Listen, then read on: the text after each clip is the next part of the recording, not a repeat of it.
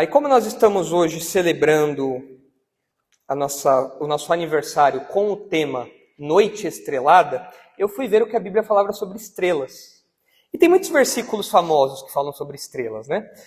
Tem o versículo clássico de Gênesis 1, onde Deus cria as estrelas, Gênesis 1, 16 a 18, onde Deus cria as estrelas, o sol, a lua. Tem Gênesis 15, onde Deus fala para Abraão que a descendência dele seria tão numerosa quanto as estrelas no céu. Tem o texto de Deuteronômio 4, que fala sobre os perigos da idolatria aos astros, você adorar as estrelas, aos astros celestes. Mas o texto que me chamou a atenção, particularmente, foi Isaías 40, 26, mas não é o que a gente vai estudar. Mas ele me chamou a atenção porque é um texto muito famoso que fala que Deus conhece as estrelas, que Deus chama as estrelas pelo nome, que ele sabe exatamente quantas estrelas existem. Isso é um dado impressionante. Mas o que me chamou a atenção é o que está no versículo 30, que diz assim: os jovens se cansam e se fadigam, e os moços de exaustos caem. Eu falei, é o nosso grupo. Está aqui. Os jovens se cansam e se fadigam. Eu vi isso na Pedra Grande. Todo mundo fatigado, cansado, morrendo lá. Então eu falei, olha só, ia ser legal pregar sobre isso, porque fala de estrela e fala do nosso grupo, fala do Darash. Mas não é esse texto que eu escolhi.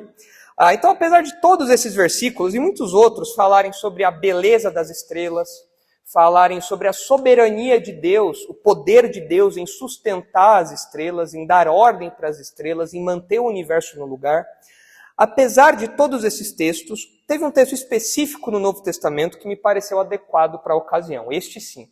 E é o texto de Filipenses 2, versículo 14. Então abra aí comigo, por favor.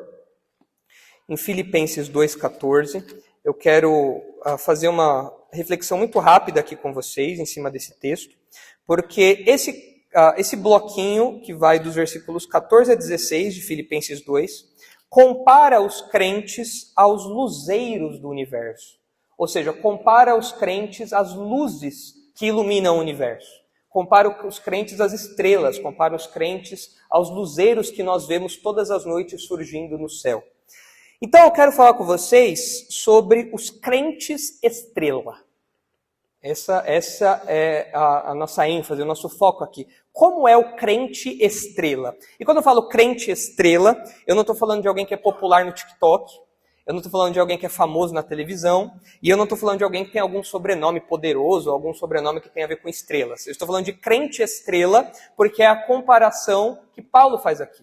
E todos nós, como crentes, nós somos como estrelas. É isso que Paulo fala em Filipenses 2. Então leia aí comigo, porque você vai ver em Filipenses 2, 14 a 16, que não se tratam, como eu falei, de pessoas poderosas, famosas ou populares, mas de pessoas comuns, como nós. Um grupo de gente comum como a gente, que Deus coloca em posição de responsabilidade e de visibilidade, e nós somos sustentados e preservados por Ele. Esses são os crentes estrela. E olha o que diz aí, Filipenses 2,14. Fazei tudo sem murmurações nem contendas, para que vos torneis irrepreensíveis e sinceros, filhos de Deus inculpáveis no meio de uma geração pervertida e corrupta, na qual resplandeceis como luzeiros do mundo, preservando a palavra da vida, para que no dia de Cristo eu me glorie de que não corri em vão, nem me esforcei inutilmente. A gente poderia tirar várias lições aí desse texto, ele está dentro de um bloco maior, mas nesses 3 versículos você percebe aí 4 informações sobre os crentes estrela. E se você é um crente, você tem que ter essas informações aqui na sua vida. Você tem que se autoavaliar e perceber, eu sou um crente estrela ou não? Quais são essas 4 informações que a gente aprende aqui? Em primeiro lugar, a gente vê no versículo 14 a postura dos crentes estrela. No versículo 15, a primeira parte, a gente vê o testemunho dos crentes estrela. No versículo 15, a parte B, nós vemos o contraste dos crentes estrela. E por fim, no versículo 16, a gente vê o compromisso dos crentes estrela. Então você tem a postura, o testemunho, o contraste e o compromisso dos crentes estrela. Começando com a postura, no versículo 14, é muito curioso que Paulo começa falando assim: fazei tudo sem murmurações nem contendas. Essa deve ser a sua postura. Como que o crente estrela se comporta? Ele não murmura, ele não reclama, ele não vive brigando. Essa é a postura do crente estrela. Murmurar aqui É você expressar uma queixa, uma discordância, um descontentamento em tom de voz baixo. É aquela conversa de corredor, onde você junta com outra pessoa e fica... E aí passa alguém e muda de assunto. Essa é a murmuração. Ou você falar para você mesmo, você reclamar para você mesmo em voz baixa. Isso é a murmuração que aparece aqui. E as contendas, ou talvez na sua versão aí seja como briga, é aquela argumentação, é aquela disputa verbal. Enquanto a murmuração é discreta, é muito particular, é muito pessoal, em tom de voz baixa, individual, a contenda já é mais pública. A contenda já aparece para todo mundo. Você já tem uma certa animosidade aqui, você já tem uma publicidade maior aqui.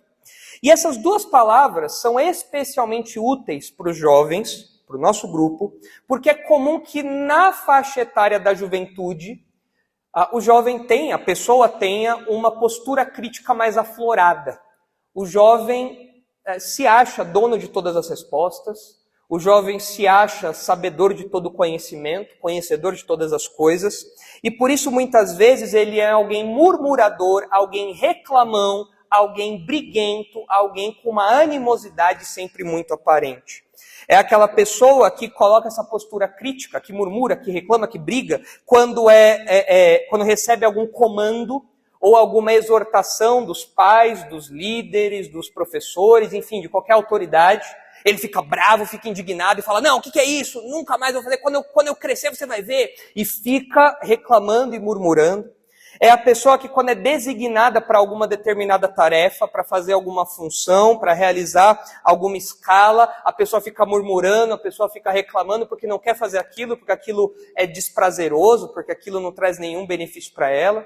Ou é a pessoa que, quando pedem para ela interromper o ócio dela, o videogame dela, a Netflix dela, ela reclama. Filho, vai lavar a louça. Ah, mas também tudo eu nessa casa. Vai lá e reclama por lavar a louça. Isso é muito característico dos jovens. Isso é muito característico dessa faixa etária. E Paulo fala, fazei tudo sem murmurações nem contendas. Essa é a postura do crente estrela.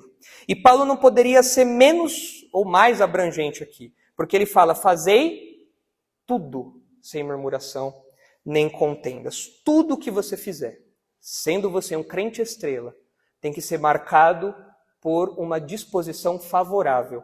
Não por murmuração, não por reclamação, não por briga. De modo prático, isso significa que no nosso grupo e fora do nosso grupo, você deve cultivar uma disposição interior mais branda. Não viver sempre com as guardas levantadas, pronto a dar patada em todo mundo que se aproxima de você e às vezes fala alguma coisa que você não gosta muito ou alguma coisa que te incomode, que te tire da sua zona de conforto. Você tem que trabalhar sua mente e o seu coração para que você tenha respostas mais amáveis e menos ríspidas. Você tem que se preocupar também em ser mais humilde. E é interessante que Filipenses fala muito sobre humildade. Os versículos que precedem os que a gente acabou de ler falam sobre o exemplo de Jesus na sua humildade.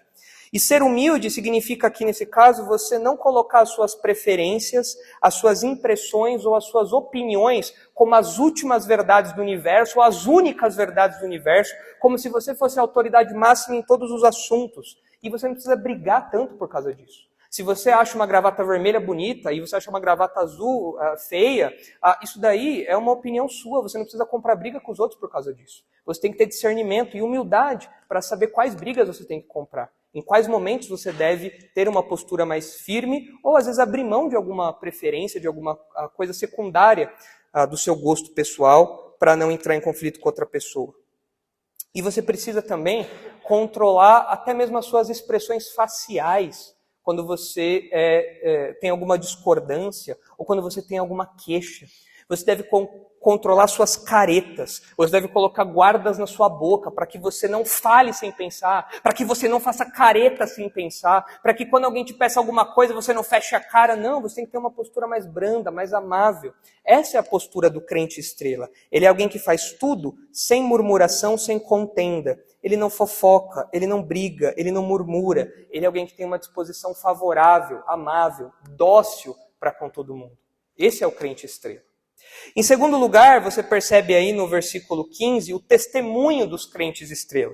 Versículo 15 diz, para que vos torneis irrepreensíveis e sinceros, filhos de Deus, inculpáveis. Os 3 adjetivos que Paulo usa aí são praticamente sinônimos. Eles querem dizer praticamente a mesma coisa, com uma diferençazinha ou outra. Quando ele fala de ser irrepreensível e inculpável, ele está falando de alguém que não tem nenhum defeito, de alguém que não tem culpa. Não é alguém que não peca, mas é alguém que não dá munição justa, é alguém que não dá fundamento verdadeiro para que os outros possam criticá-lo. É alguém que se preocupa em ter a sua ficha limpa. É alguém que, quando é acusado de fazer alguma coisa errada, você fala, não. Ele não faz esse tipo de coisa. Eu conheço ele. Esse é o testemunho do crente estrela. Ele é alguém irrepreensível. Você não consegue apontar alguma coisa para ele que seja verdadeiro de alguma coisa errada que ele tenha feito. Quando você olha, por exemplo, o livro de Daniel, você não encontra uma falha em Daniel. Claro que Daniel era um pecador, mas nenhuma falha de Daniel é mencionada ali. Esses são os crentes estrela. Quando o texto fala sobre ser sincero, a ideia de sinceridade aí está mais atrelada à ideia de pureza, à ideia de inocência. Significa você, no seu caráter, nas suas ações, você não ser marcado, você não ter nenhum mal misturado dentro de você. As suas ações, a sua conduta, a sua ética, ela é pura. Ela é marcada pela palavra de Deus, ela é orientada pela verdade. Ela não é misturada com nada que é errado, ela não é misturada com nada que é mal. Isso é ser sincero aqui no texto. E esse é o testemunho dos crentes estrela. Toda vez que te acusarem, os incrédulos têm que estar mentindo sobre você. Porque se eles te acusarem de roubar, de mentir, de ser fofoqueiro, de ser preguiçoso, e eles tiverem razão nisso que eles estão falando, então você não é um crente estrela. Você não tem sido um crente estrela. Você não tem sido irrepreensível e inculpável. Essa é a responsabilidade que nós, como crentes estrela, temos. E se você é crente, o texto diz que você é filho de Deus. Você tem que ser um filho de Deus inculpável. Então você tem que carregar em sua vida as marcas dessa filiação. Ser filho de Deus tem as suas responsabilidades. Ser filho de Deus tem as suas expectativas embutidas nesse privilégio. Isso significa que qualquer acusação que os incrédulos fazem contra você, como eu disse, deve ser mentirosa. Não pode ser verdadeira. Isso acontece no trabalho, você tem que ser irrepreensível no trabalho, em casa, na escola. Você não deve colar, você não deve mentir, você não deve fofocar, você não deve participar de atritos, de grupinhos problemáticos na escola, no trabalho, em qualquer lugar. Você tem que ser irrepreensível. As pessoas não podem ter isso daqui para falar de você, legitimamente, verdadeiramente. E, novamente, Paulo é abrangente e você tem que se preocupar, então, com a sua linguagem. Interessante que o vídeo que a gente viu aqui, o Leandro fala sobre se tornar padrão na palavra. Aquilo que você fala nas redes sociais, aquilo que você fala nas nossas conversas, aquilo que você fala com seus colegas, aquilo que você fala em casa, no trabalho, enfim, os seus hábitos têm que ser hábitos irrepreensíveis também. Os lugares que você frequenta, as músicas que você ouve, os filmes que você assiste, tudo isso tem que ser irrepreensível e inculpável. E até mesmo as suas amizades, os seus círculos, os lugares por onde você anda, as pessoas com quem você caminha, elas também devem ser pessoas, como o texto bíblico diz, outras pessoas que buscam a pureza assim como você busca. E esse é o testemunho dos crentes estrela. E aí, na sequência, na segunda parte do versículo 15, a gente vê o contraste. E é onde Paulo fala do crente como estrela. Olha o que ele diz aí. Vocês têm que ser inculpáveis no meio de uma geração pervertida e corrupta, na qual resplandeceis como luzeiros no mundo. Luzeiros no mundo são aqui as estrelas, os astros do céu. E aqui ele faz essa comparação. Mas nessa comparação ele faz um contraste. Ele fala que o mundo não brilha como os crentes brilham. Os crentes são estrelas, os incrédulos não. Ele descreve aqui o mundo como um mundo mau. Os crentes estão inseridos no mundo mau, marcado pela perversão, pela corrupção e pela maldade. As palavras que Paulo usa aqui, quando ele fala de perverso, é uma palavra que a gente conhece, que é a que dá origem à escoliose na nossa língua. O que é a escoliose? É você ter a coluna torta. E Paulo fala que o mundo é um mundo torto, é um mundo moralmente torto. Do mesmo modo, ele fala que o mundo é corrupto, é a ideia de deformação também, uma ideia de distorção. E, de fato, a Bíblia repete várias vezes que o mundo ao nosso redor é mau, que o mundo ao nosso redor é torto. O mundo pensa de forma torta, planeja e valoriza o que é mal. O mundo ama de forma torta, regozija-se na mentira e odeia a verdade. O mundo age de forma torta, roubando, julgando injustamente, traindo. O mundo fala de forma torta por meio de palavrões, de mentiras, de falsos ensinos. Então o mundo é marcado por coisas tortas, porque o mundo é torto. O mundo é deformado de fato, como Paulo fala aqui. Só que nós, os crentes, estamos no meio desse mundo torto. Nós estamos no meio dessas trevas. Nós não, quando nos convertemos, nós não somos tirados do mundo. Nós estamos ali. Não é à toa que Jesus orou: Pai, eu não te peço que tire essas pessoas do mundo, mas que os guardes do mal. Porque nós estamos no meio do mundo e o mundo é mau, o mundo é torto. Mas há um contraste, tem que haver um contraste. Você precisa ser diferente desse mundo torto. Você precisa ser diferente desse mundo deformado. E nós encontramos aqui que esse contraste com as densas trevas, o oposto disso são os crentes que são os luzeiros, as estrelas, as demais luzes. E vários outros textos da Bíblia falam dessa associação do crente com a luz. O Senhor Jesus disse lá em Mateus 5 que nós somos a luz do mundo. Falando que o nosso testemunho é um testemunho visível, nosso testemunho é um testemunho útil, bom. Nós encontramos o apóstolo Paulo falando 2 vezes em Efésios e em 1 Tessalonicenses. Em Efésios 5,8 ele diz: Pois outrora vocês eram trevas, mas agora vocês são luz no Senhor, e andem então como filhos da luz. Em 1 Tessalonicenses 5,5 ele diz: Porquanto vós todos sois filhos da luz e filhos do dia, nós não somos da noite, nem das trevas. Nós um dia já estivemos tortos. Nós um dia já estivemos deformados. Nós um dia já estivemos no meio da escuridão do pecado. Mas agora nós não somos mais marcados por isso. Agora nós somos como luzes. Nós somos como estrelas. Se você ainda não é um crente, você ainda é torto. Você ainda é moralmente deformado. Você ainda é espiritualmente totalmente distorcido. Você ainda é morto espiritual, você ainda está nas trevas e você ama as trevas, você ama as coisas das trevas, você promove as coisas das trevas, você vive e você gosta daquilo. Você está lá no meio dessas trevas e você gosta disso, você não é luz ainda, você é escuridão.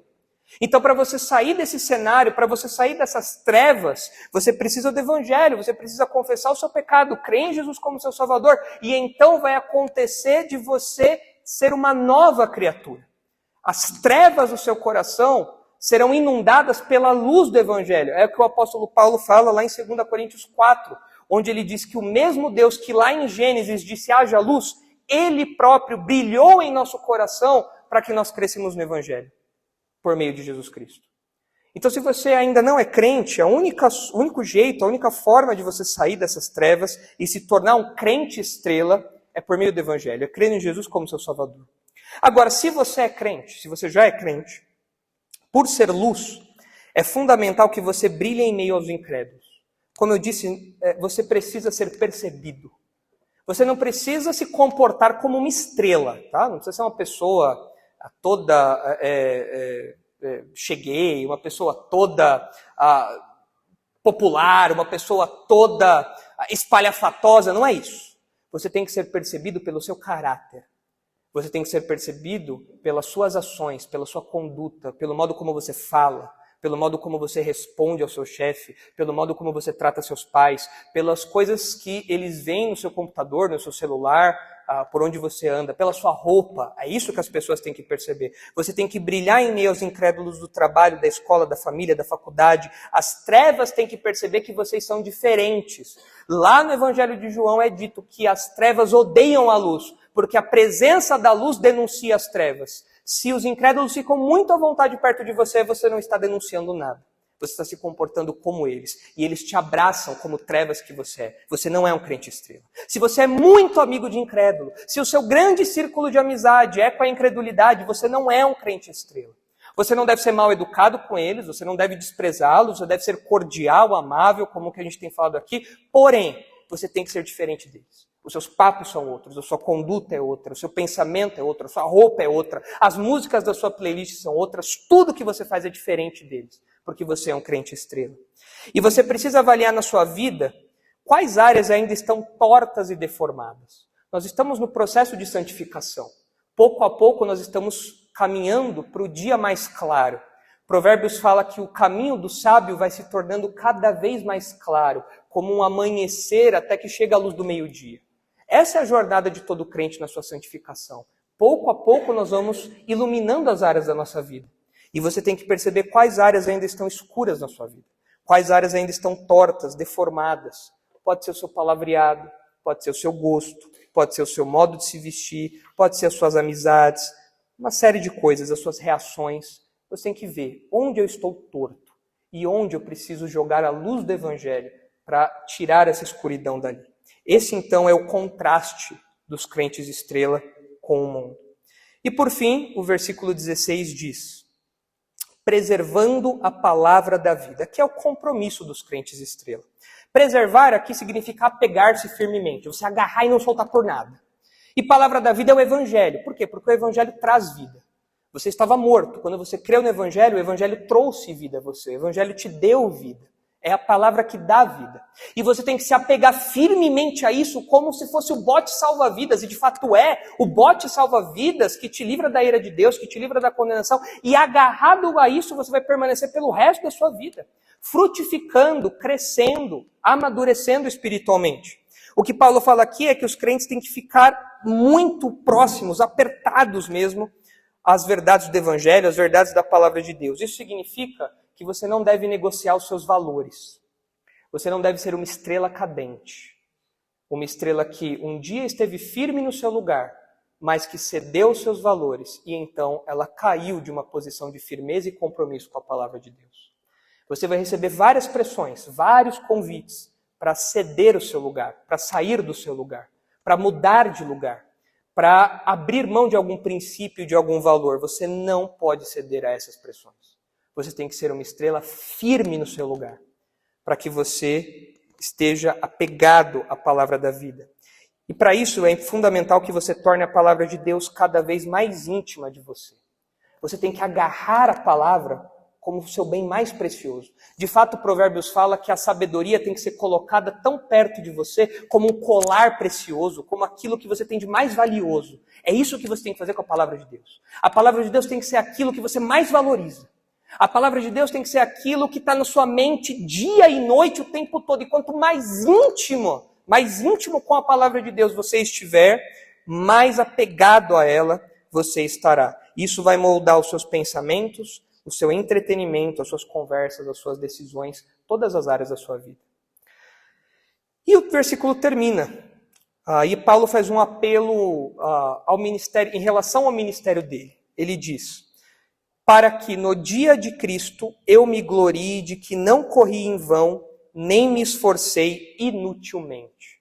Para fortalecer o comando dele, ele diz qual é a expectativa dele próprio. Um dia o Senhor Jesus vai retornar, e quando ele retornar, ele vai avaliar como foi o desempenho de cada um dos crentes. Como foi o desempenho, o serviço dos crentes. E Paulo fala: eu espero que quando o Senhor Jesus voltar, e vocês forem apresentados diante dele, eu espero que vocês tenham frutificado. Eu espero que vocês tenham amadurecido. Eu espero que vocês tenham brilhado intensamente como luzeiros nesse mundo. Porque eu vou saber então que o meu trabalho não foi inútil. Eu vou saber que o meu trabalho, que o meu suor, que as minhas lágrimas, que tudo que eu fiz não foi jogado fora, não foi jogado no lixo. Essa, na verdade, é a expectativa de todo pastor, de todo líder, de todo professor. É ver que as suas ovelhas, ver que os seus alunos, ver que aqueles que estão sob a sua responsabilidade amadureceram, cresceram, se fortaleceram espiritualmente, e quando o Senhor Jesus voltar, essas pessoas estarão capacitadas, preparadas, prontas para o encontro com o Senhor Jesus. E eu espero que, quando o Senhor Jesus voltar, fazendo uso das palavras de Paulo aqui, eu espero que eu me glorie de que não corri em vão, nem me esforcei inutilmente. A minha expectativa é que todos que passaram pelo Darash, a começar em vocês, e aqueles que já passaram não estão mais aqui, a minha expectativa é que todos tenham crescido, amadurecido e frutificado. Todos que passaram pelo Darash, todos que ainda vão passar pelo Darash, no dia de Cristo, se lembrem: eu aprendi de um pastorzinho, meio careca, lá no Darash, que a tal coisa era certa, a tal coisa era errado, que o crente se comporta desse jeito, e isso me protegeu, isso me livrou, isso me guiou, isso me fez um crente melhor. Se isso acontecer, isso não vai trazer glória para mim. Eu não quero glória para mim. Isso vai trazer glória para o nosso Salvador, porque o mesmo texto, nos versículos anteriores, fala que quem realiza em nós essas coisas é Deus. Mas isso vai me dar a satisfação de ver que o meu trabalho teve resultado. e eu cumpri o ministério que Deus me deu. Esse é o objetivo de todo pastor, cumprir fielmente a tarefa que foi dada a nós. E eu vou saber então que eu cumpri com êxito o ministério que me foi entregue. Então estão aí as 4 informações sobre os crentes estrela. A postura dos crentes estrela, o testemunho dos crentes estrela, o contraste dos crentes estrela e o compromisso dos crentes estrela. E agora cabe a você avaliar, você é um crente estrela ou não? Você é um crente estrela com uma luzinha muito fraca, que precisa brilhar mais? Você é um crente estrela que ainda tem áreas que precisam ser iluminadas? Mas essa é uma avaliação que você deve fazer. E lá embaixo, vocês vão ver que na nossa decoração existem várias estrelas, porque o tema é Noite Estrelada. Pense que você é uma daquelas estrelas, e você tem a responsabilidade de contrastar com as trevas e brilhar em meio ao mundo caído ao nosso redor. Vamos orar. Santo Deus, que privilégio nós temos de, como luzeiros desse mundo, sermos colocados nessa posição e sustentados nessa posição pelo Senhor. Ajuda-nos a vivermos de modo reverente, de modo cuidadoso, atento à sua palavra, para que nós possamos alcançar esses objetivos que foram colocados aqui. Que nós possamos, de fato, fazer tudo sem murmuração, tudo sem briga, sem reclamar, que nós sejamos pessoas com disposições amáveis, com uma disposição amigável, uma disposição sempre positiva em relação às pessoas ao nosso redor. Ajuda-nos, por favor, a contrastarmos com o mundo ao nosso redor, que nós não sejamos trevas, que nós não imitemos o comportamento deles. Ajuda-nos, por favor, a sermos irrepreensíveis, inculpáveis aos olhos do Senhor. Dá-nos santidade, dá-nos pureza, por favor. Reforça o nosso compromisso, Pai. Ajuda-nos, por favor, a nos agarrarmos cada vez mais à palavra da vida, à Tua Escritura, ao Evangelho. Dá-nos essa vida, Pai, uma vida brilhante de um crente estrela, digno do chamado do Senhor. Porque nós sabemos que o Senhor quem opera tudo isso em nós. E isso traz glória para o Senhor. Nós sabemos que o Senhor que fixou as estrelas no céu, também nos fixou nessa posição. E pedimos que o Senhor nos sustente, nos proteja, nos amadureça, nos dê crescimento para um brilho cada vez mais forte para a sua glória. E é em nome de Jesus que nós oramos. Amém.